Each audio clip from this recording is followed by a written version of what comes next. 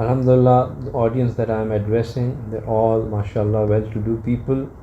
So my recommendation to all of you is that at minimum, make arrangement that you are feeding one person every day, either in helping them break their fast or in helping them keep their fast. So either at their sahur or at in their iftar. Now, someone may ask that, Shaykh Sahib, you are being very generous in thinking that we have that much health that we can help somebody break their fast every day. So I'll remind you exactly of the same point that Sahaba Ikram raised when Rasulullah informed them of the benefits of helping somebody break their fast. They said that how can we break somebody's fast? We don't have that much.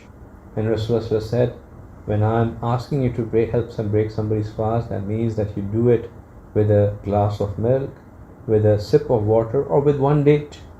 And I think everyone in this audience have enough to ensure that a glass of water is placed in front of someone that they can break their fast with, or a date is given to another person that they can help break their fast.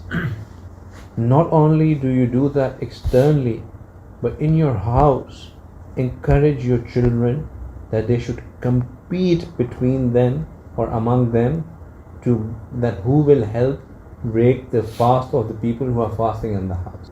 So they should go around and help pass the date to the person. That from that age it will inculcates in them the quality that yes, we have to help break people's fast.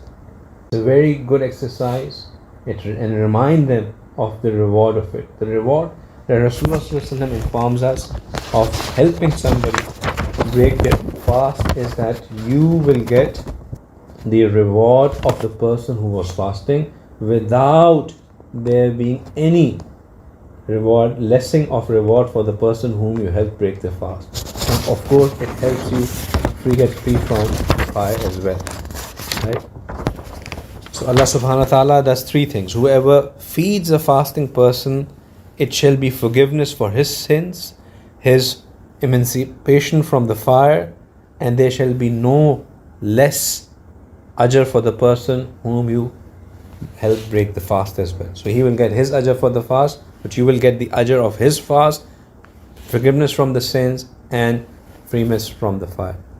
So take out the time, take out the effort, take out the money to go help feed the people. There are many places all around in the masajid. There are people who come to fast. Look around you. If you have security guards in your building, try to arrange fast for them.